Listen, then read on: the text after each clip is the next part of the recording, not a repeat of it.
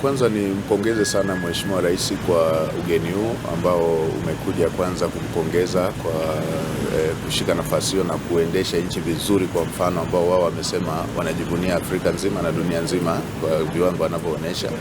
Lakini la pili, wamekubaliana mambo makubwa ambayo yana maslahi mapana kwa Watanzania. Moja ikiwa ni kusaidia kukuza biashara za vijana ambao kwa kiwango kikubwa ni wamachinga. Kwa hiyo Benki ya Maendeleo ya Afrika imeweka commitment kwamba itamsaidia Mheshimiwa Rais katika kufanya mageuzi kwenye biashara za wamachinga, kutoka biashara hizi ambazo zilikuwa ndogo sana kwenda biashara kubwa ambazo zitakuza sekta binafsi.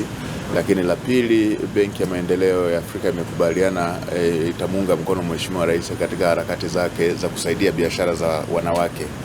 Wanawake ni sehemu kubwa ambao wanaendesha familia, wanakuza watoto wetu, na mara nyingi walikuwa wanahangaika katika mitaji yao. Kwa hiyo Benki ya Maendeleo ya Afrika imekubali kwamba itaisaidia Tanzania na kuisaidia ajenda ya Mheshimiwa Rais katika eneo hilo. La tatu, Benki ya Maendeleo ya Afrika wamekubaliana na dira ya Mheshimiwa Rais ya kusaidia katika kubadilisha kilimo. Mheshimiwa Rais amekuwa na nia ya dhati ya kubadilisha kilimo ili kiweze kukuza maisha ya Watanzania, lakini na kukuza kipato cha taifa letu. Kama unavyotambua, kilimo bado kinaajiri watu wengi hapa nchini, na Mheshimiwa Rais amesema dira yake ni kutekeleza kilimo kwa dhana pana, kwa maana ya kilimo chenyewe, mifugo pamoja na uvuvi. Kwa hili na lenyewe ni jambo ambalo wamekubaliana na tumeelekezwa sisi watendaji kuweza kulishughulikia.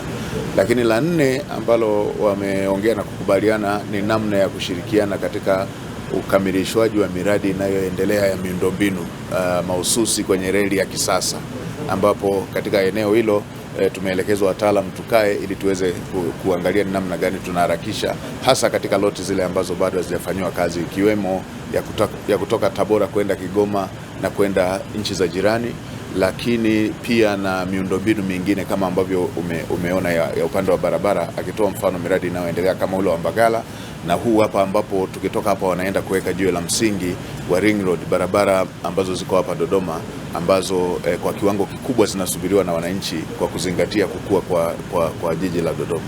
Lakini jambo lingine ambalo ni la jumla ambalo wameliongelea ambalo ni la muhimu sana kwa nchi yetu ni kuharakishwa kwa utaratibu wa kuongeza wigo wa Tanzania kwenye dirisha la Benki ya Maendeleo ya Afrika kuweza kupata fedha za kufadhili miradi ya maendeleo. Tanzania kwa sasa ilikuwa inapata takriban dola milioni 250, lakini kwa makubaliano haya waliofanya sasa itakuwa na wigo ambao Tanzania itaweza kuwa inapata kuanzia dola milioni 750 na kuendelea, kiwango ambacho kitaisaidia nchi kutokukopa mikopo yenye masharti ya kibiashara na kuweza kupata mikopo hii ambako Tanzania ni mwanachama kama ilivyo kwenye taasisi zingine za kifedha. Mheshimiwa Rais, tunakushukuru kwamba leo tunakamilisha safu ambayo umeridhia kuiunda ndani ya serikali yako. Mheshimiwa Mabula amekuwa naibu waziri kwenye wizara hiyo hiyo ambayo kwa sasa ni waziri kamili.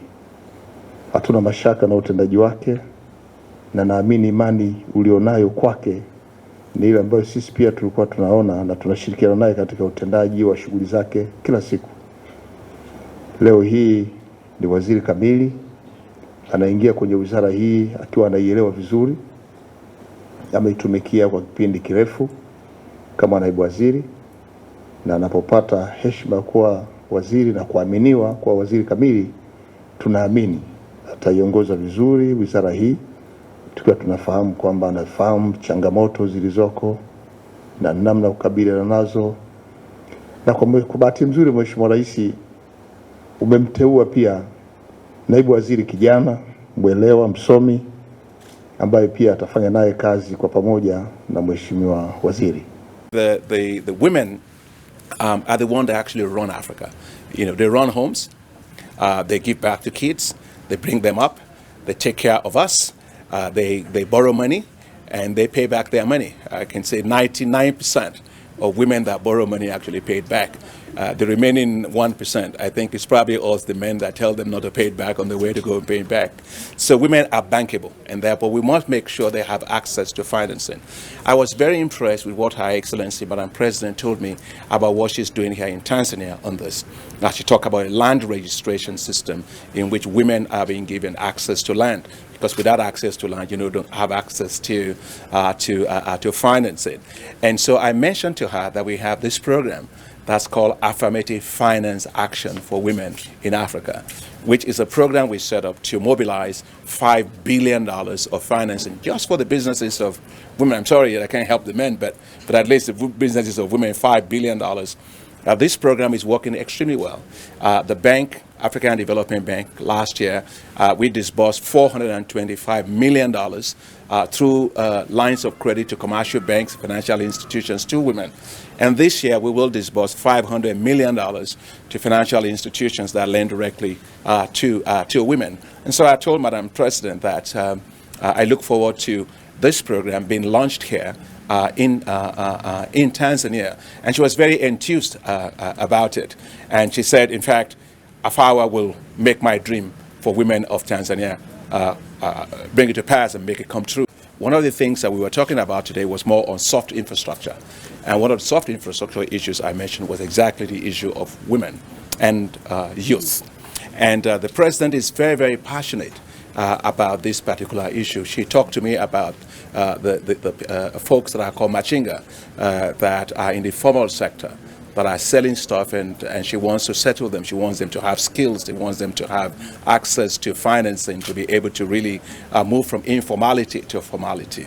And so I mentioned to Her Excellency, the President, that the African Development Bank is currently developing and working with countries to develop what's called the Youth Entrepreneurship Investment Banks. And these youth entrepreneurship investment banks will be new types of financial institutions that will put new financial ecosystems around the businesses of young people. Young people don't want to fail. Young people don't want to just go to Europe. They must thrive in Africa. And so these banks will be new banks that will support them to turn their ideas into bankable businesses, to support them with technical assistance, to give them, debt financing early stage of their businesses, and as they grow, to put equity into their businesses. Look, Bill Gates, Zuckerberg, and others, they will not be who they are today if they didn't have financial ecosystems that supported their ideas as young people. And I really firmly believe that Africa's youth are our best assets, and we have to make sure we turn them into real economic assets, for not just demographic assets, but into economic dividends for our continent. So Her Excellency, Madam President, was very excited about it, and I look forward, once our board of directors approve this program, to being able to work with her in Tanzania for that.